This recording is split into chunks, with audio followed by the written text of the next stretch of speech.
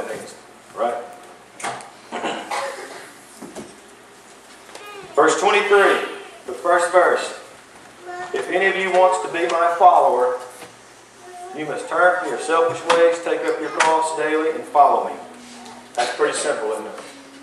You got to let go of yourself is the first thing you got to do.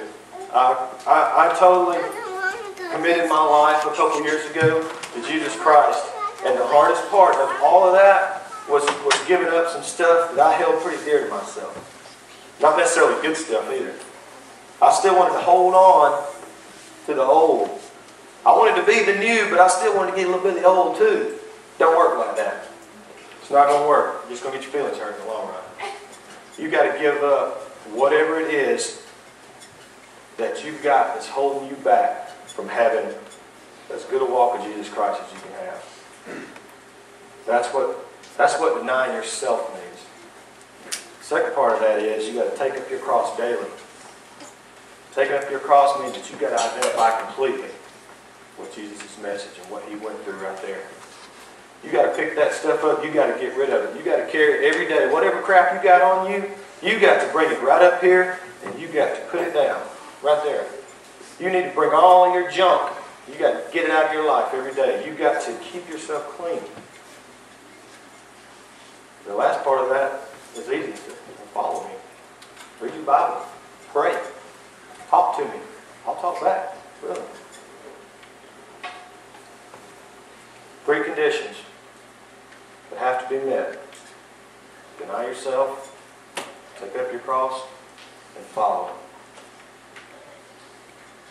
If you're not living like that every day, 100%, it's all in vain. Superficial lip service is what I call it. Verse 24 says, if you hang on to your life, you will lose it. But if you give up your life for my sake, you'll save it. That goes kind of back to that whole selfish thing about giving that stuff up, whatever it is that's holding you back. It's not a two-way street. Jesus walks one way and one way only. It's pretty narrow. Whatever it is that's holding you back, keeping you down, you've got to get rid of it if you want to save your life. That's simple enough. If you have any questions, come to me later and we'll talk about it a little more in detail. But that's what it means. 25 says, what do you benefit if you gain the whole world, but you yourself are lost or destroyed? This one I really like. It doesn't matter. It don't matter what you accomplish on this earth if your heart ain't right. You don't have it all right. It doesn't matter. I have very little. I don't have a lot of money. I don't have fancy cars. Donald Trump's probably got more money in his checking account than I'll ever have my entire life. Bill Gates, A-Rod. I could not dream of having that money. I'll tell you what, I don't even have enough money to sit at their lunchroom table. That's how bad I am. I'm going to tell you what. In the end, if my heart ain't right, and their heart ain't right, we're going to share a table in hell. What's going to happen? My broke self and their rich self. Now, I'm not saying you shouldn't strive to get things or to gain things, to have, be the friends, to be the team captain, make good grades. For God's sake, do the best you can. Make good grades. Study. Study because you're supposed to. Make good grades because you're supposed to. Show up to practice. Practice hard because you're supposed to. Anything else you gain, if you cheat your way to it, you're shooting yourself in the foot. It's pointless. Why even do that? You got to keep it true to God. Everything you strive for and everything that you gain, you need to use it for the furthering of His kingdom, and you need to give Him the glory for it. Last verse. If anyone is ashamed of me and my message, the Son of Man will be ashamed of that person when he returns in his glory, and in the glory of the Father and the holy angels. That says, if you're ashamed of me, I'll be ashamed of you. That's what that says. It's real easy to come in here, lift our hands and spin around and sing and dance, and have a good time. It's real easy right here. It's hard to go out the doors out there. That's when it gets hard. I think a lot of times there's like a Christianity time clock at the door of the church that when we come in on Sunday morning, we go, hey, I'm here to be a Christian today. And on the way out, oh, okay, I'm through being a Christian now. Because we walk out of there, and I'm going to tell you what, I'm going to be really honest with you right here. I'm going to go ahead and tell the future. I'm going to tell you what's going to happen later on.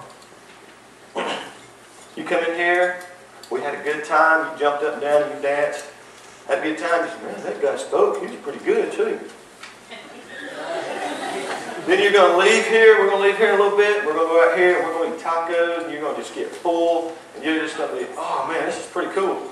Then you're going to get a little text. Oh yeah, what's up? Oh yeah, oh, okay, party. Oh yeah, okay, yeah, we'll be over there in a little bit. Then you're going to get there. Somebody's going to say, where you been, man? I couldn't get in touch with you. Where you been? You don't know. Huh? What do you mean? You don't know. Oh man, Coach Franklin, Miss Coach Franklin, man, they made us go over to that church. Man, it was awful. It sucked, man. It was awful. I mean, I had this band up there and they screwed up a bunch of times and I didn't even know when to end the songs. And one time the words went out. It was awful, man. It was terrible. I just sat there the whole time, man, read the songbook. It was awful. Man, top it off, this guy got up there and talked. He paced around and drank water. He even read it, man. He sat there and read everything. He had these notes. He was like reading everything. I didn't laugh. I sat there and read it. Looked at my book. I took a nap. Man, then we went out there and they had tacos and hot dogs. I ate 10 of them, but they was awful. Then you're going to let out a string of cuss words this long because you've been trapped in church for 2 hours. I've been there.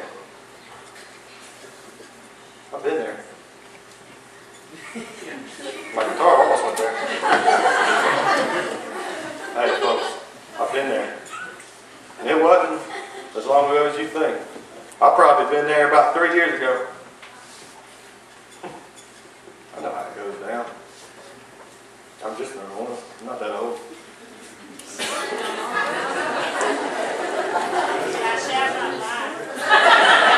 I didn't lie, I mumbled. See, that's what's going to happen. Been there, done it. Been going on forever. Can't be like that. When you walk out the doors, you need to forget about clocking out. Christianity and following Jesus is not a 40-hour-a-week job. It's not a 2-hour-a-week church service. It's 24/7, 365. If you're ashamed of Him tonight when you leave here, if you're ashamed of Him tomorrow, if you're ashamed of Him Monday when everybody wants to know what you did this weekend, when it comes time for you to stand up there and go face to face with Him, He's going to say, get on. I don't know who you are.